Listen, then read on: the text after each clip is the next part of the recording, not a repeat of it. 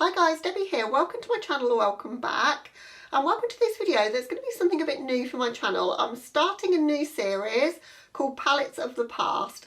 It's something I've wanted to do for quite some time. I've been mulling the idea over and I've decided just to go for it and see what you guys think to it.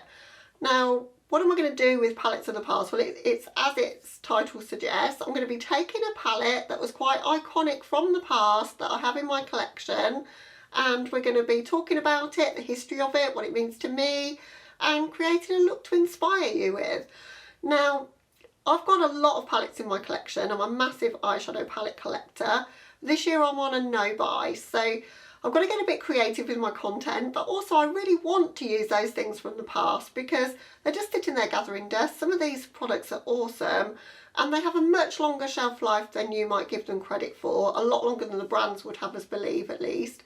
So I'm not going to probably be using the ones from 15-20 years ago that I still have that I keep for nostalgia purposes, but I am going to be using things in the recent past. So the palettes that I've chosen for today, one of them is 6 years old and the other one is 4 years old. And I think that's okay. They seem perfectly fine. I've had a little swatcheroo and they seem to be okay. I think we're going to be fine to use them on the eyes. So if you've got these, use them at your own discretion, but if you've got other ones in your collection, you could probably play along and dupe the vibes of the look with colours you already own. But I thought it might be fun just to take a little bit of a trip down memory lane. So today we're going to be having a look at the Kat Von D Shade and Light Eye Palette. Going to be talking a bit about that, and I've got some other products to bring in to liven up the look as well. And yeah, we're just going to create a look with that palette. So why don't we get started on the first in my series from Palettes of the Past. So as I said in the intro, the palette that we're going to be focusing on today is the Shade and Light Eye Palette. So I picked this one up probably about a year after its release date. So I've had it in my collection for about 5 years. I think I've maybe used it a couple of times.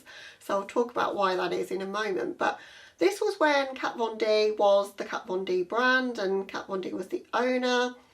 And it was a lot more of an inspiring brand to me at that time because it was all about that beautiful artwork to me and the aesthetic of the brand more so than the shades inside. I just was in love with the packaging and the whole vibe. And it was something so different that I hadn't really seen before. I was new to watching YouTube at the time. I was used to seeing what we can get in our drugstores or in our department stores in the UK, and there was nothing like this. So when I saw it, I really wanted to own it. At that time I wasn't importing makeup from the States, and so I didn't consider doing that.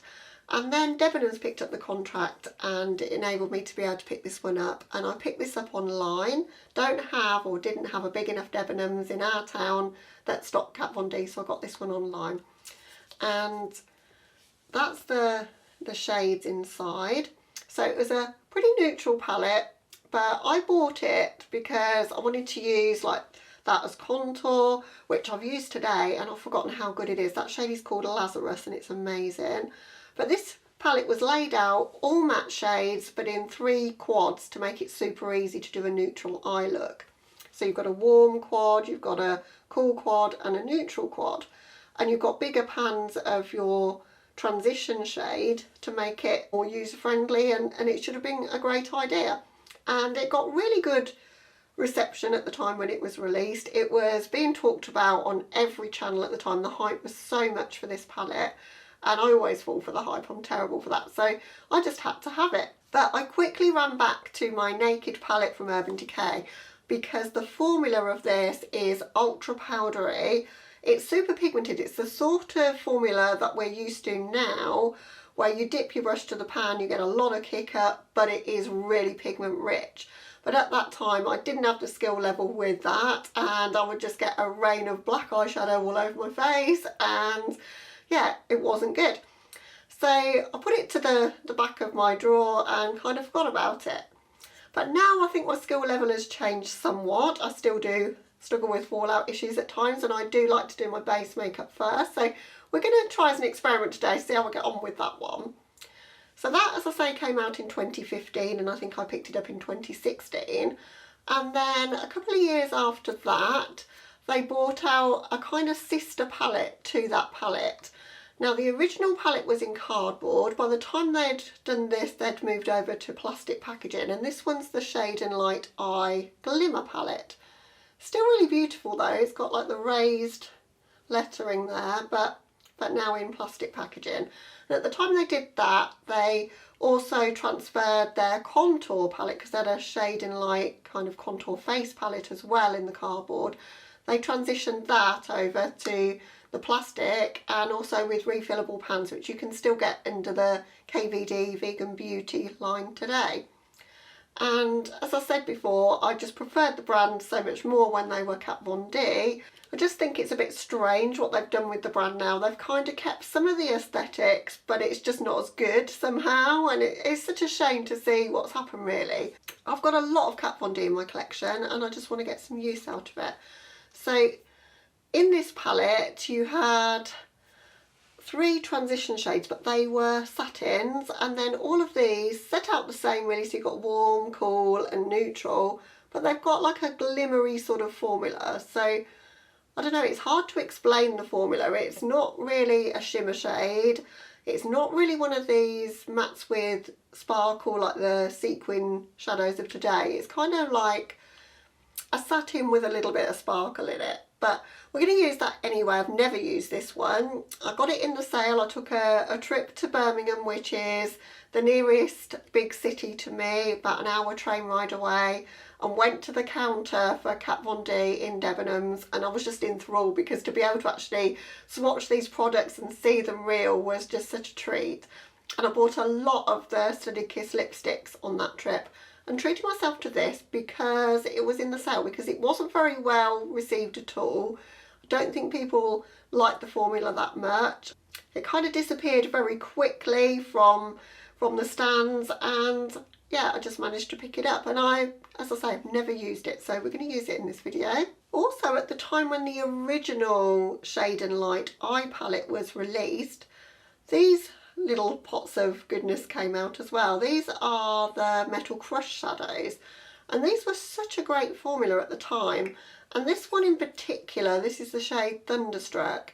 Everyone was wearing as a face highlight because it's quite a big pan. It's a pretty cool reflective colour. It's quite icy, but it has got a bit of greenish gold kind of shift to it. It's really, really beautiful as a face highlight, so we're going to use that on camera today.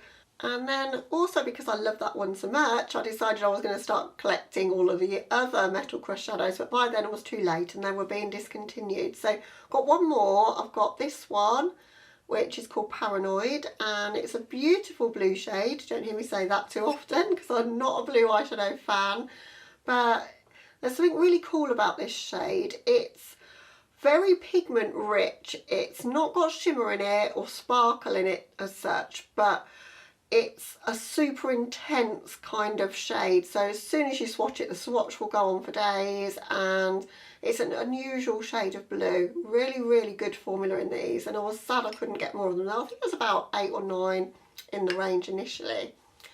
So we're going to use all of those things. We're going to create an eye look and just have a play with my first palettes of the past.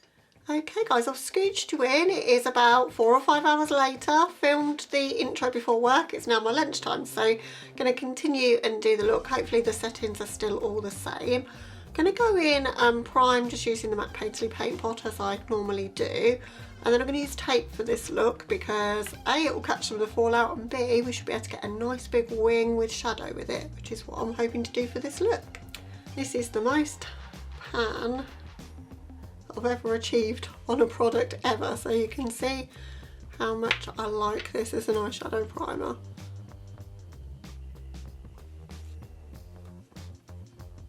I'm priming pretty much everywhere, right up to my brows, because I'm not entirely sure what I'm going to do. This is going to be one of these looks where I know what colours I'm going to do, and I've kind of got an idea of the placement, but it will evolve as we go because those ones are always the most fun, I think.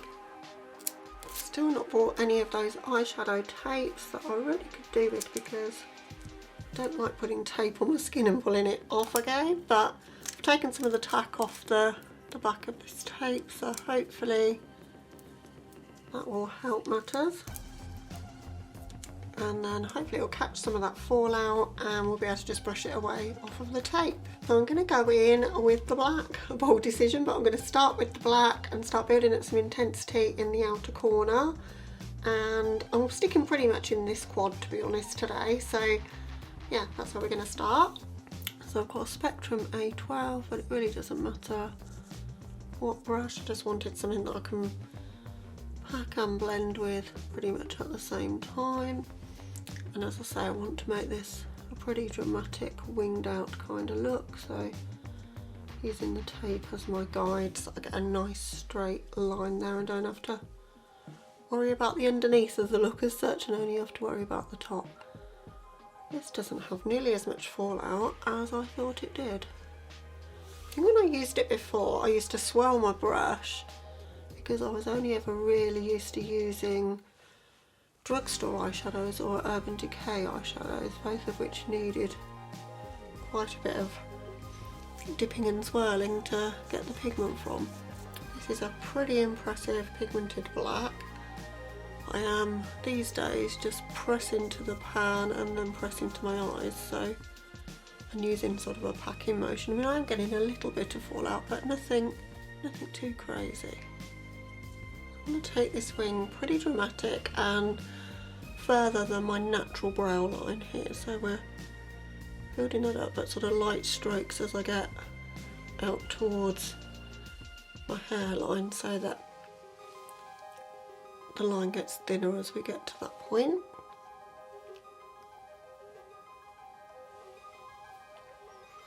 I want to make sure I get really close to my lashes so that I don't have a gap that's not black.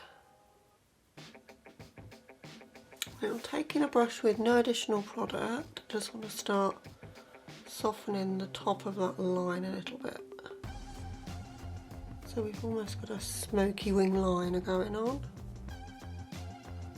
And then we're going into this shade next. Just using a Morphe E36, I just want to give us a little bit of a blend between that colour and the next colour that I'm going to put down, which will be a lot lighter. Now I'm going to extend the wing sort of more towards the inner corner of my eye. Don't want it too heavy and black right in the inner part here. And I don't think when I got this palette this would have been the kind of look that I did with it at all. I was pretty much afraid to use the black shadow, as I say, because the first time I used it, it went everywhere. And I stuck very much to the pale neutrals and used this one a couple of times for work, but decided it was more trouble than it was worth, and so I didn't use it. But I think this black is quite impressive actually. The opacity in it is really good. What I'm trying to do here is get some sort of symmetry going, but that is always a challenge. I think my eyes aren't completely symmetrical. I don't know if anyone's are actually. And so I always like this eye just slightly more than I like this eye.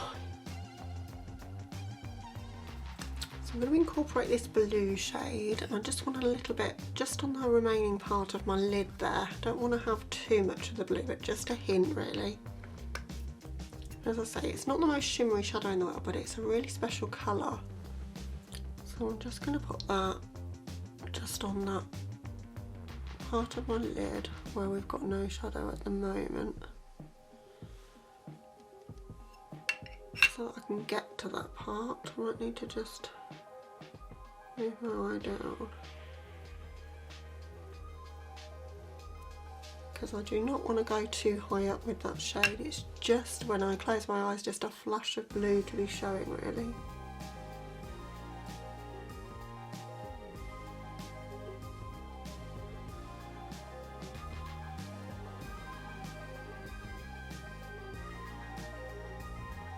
I'm keeping that in a quite graphic sort of shape there,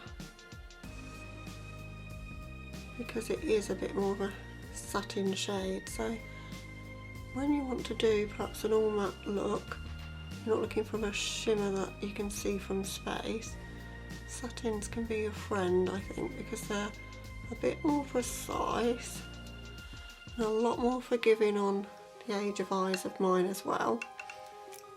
So if you're my age or older, I think you might enjoy satins. Everybody gives them a bad rap, I think. Quite liking the effect so far that we're getting. I think that's plenty of that blue though, so I'm not going in with any more of that. I might keep this a fairly graphic shape. In the gap that we've got between the lid and the brow there, I've got a lot of space.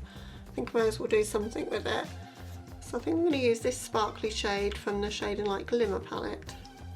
I'm just going to press that all over this area that doesn't have any shadow currently, because I want to keep that graphic shape, but I just want to add another dimension to the look. Just packing that on. It's actually a lot more sparkly and pretty than I gave it credit for.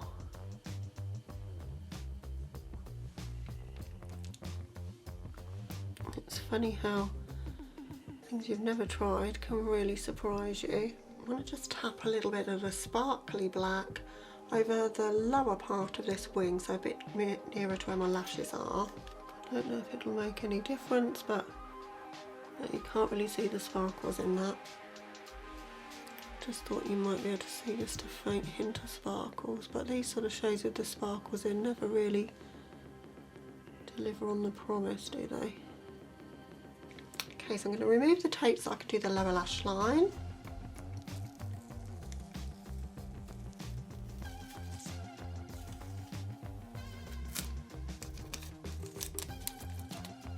And now in my waterline I want to go in with white to really open my eyes. When you're using this amount of black, things can get really intense super quickly, so this definitely helps. With his White Core by Linda Hallberg.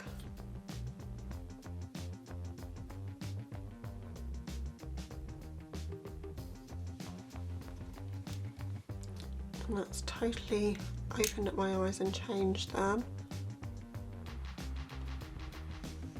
So now back in with this black again, and I want to connect up to that wing by bringing the extended inner corner down. So I'm just using a flat definer brush so I can get super close. Then as we get more towards my nose, I'm angling the brush down.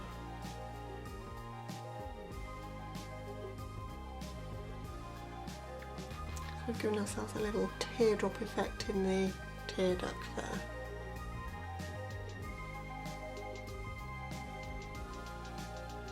Again, symmetry is very tricky in this kind of a look, but it's kind of essential to make it look right. But I'm not doing any sort of blending here, I'm just pressing. Just going to take the Lazarus shade, the contour, and use that just to blend gently underneath, but I'm using a very tiny brush. I don't want things to get out of control. I just need a bit more of the black just in this outer corner, just to make sure we're connected there. That's a bit better. Right, now we've got quite a bit of space in the inner corner, so I'm going to use White Core again as a base. So I'm going to just basically colour in the little area that we've made. So just from my inner corner to that tiny little area there. So it's not very much, but just putting that base down will help any colour you put on top pop. I'm just going to set that with the white shade from the palette. I've sort of ended up with a lighter blue where it fades into that blue, but I'm not hating that at all. I think that gives us a extra dimension. Not done one of these extended inner corners for a while, and I really love how these look. So I'm going to go in now with Thunderstruck as a highlight, because I've had the whole video with no highlight on, which I don't like to do. So we're just going to apply that. As I say, it's a interesting colour. So it's got some gold in there, but it's quite icy and white. ultra reflective. It is a eyeshadow, so it's quite opaque. It's not really a highlighter, but I think eyeshadow can work really well as a highlight, particularly if you're not going for subtle, and we're not going for subtle with this look, are we? Right, so that's the look so far. Just going to hop off camera for mascara and a lip, and I'll be back with you to show you the finished look. Okay guys, so here's the finished look. Decided I'd finish it off with a black lip. I'm going all in with the goth vibes today. So this one is Wicked by Lunar Beauty. Really like the formula of the liquid lipsticks from them. And my mascara today is Lancôme Hypnōse Doll Eyes. And yeah, that's the finished look. It was a lot of fun, and it's really quite simple to create, I think. I think anyone could do it. There's no cut creases involved. The tape makes it super easy to get a sharp, defined edge on the wing. And yeah, it's a lot of fun to do. And I think it really has brought home to me doing this how much I've had fun like playing with a palette that has just been sitting in my drawer. And I really want to do a lot more of that this year. As I say, I'm on a complete no-buy pretty much. So, you know, it's from necessity really. I want to save money, but also I think it's just so nice to kind of rekindle those memories that you have for some of this makeup that you bought. I'm a very emotional, kind of nostalgic person, so seeing some of these again and talking about them has just been a joy for me to do. So you'll have to let me know, guys, do you like this series? Are you going to be inspired by it? As I say, if you don't have the palette from the past that I'm talking about, you can recreate this with anything really. You just needed a black shadow, kind of a taupey shadow and a blue, and maybe something sparkly as a brow bone highlight, and you're done. You know, it's nothing too out there, complicated. As I say, just wanted to just have some fun with it and create something striking and dramatic, which I think I've done. I intend to upload these probably about once a month, and I'd love to know down below what you'd like to see next. Now, you might not know what palettes from the past I've got, so I've got a lot of Kat Von D and a lot of Urban Decay, so you're pretty safe going there. And you know, just mention a palette to me down in the comments and I'll let you know if I have it. But you can also have a look at my eyeshadow palette collection video, which at that time I had 170 palettes. I've got way more than that now, but all of the ones from the past will be in that video, so I'll link that down below in case you want to check that out and get some inspiration of what I've got in my collection. But I'm looking to take things way back, you know, 3 or 4 years back with this series and rekindle my love for some of these products that are just sitting languishing in my drawer, as I'm sure a lot of you have got the same, unless you're declutterers. I'm not a declutterer. But anyway guys, thank you so much for watching this one. If you're new to my channel and this is your first video, you've joined at a good time. This is the beginning of a new series and it's so nice to have you here. I'd love it if you consider subscribing before you go. But other than that guys, hope you're having a lovely day or night wherever you are, and I'll catch you in the next one. Bye guys.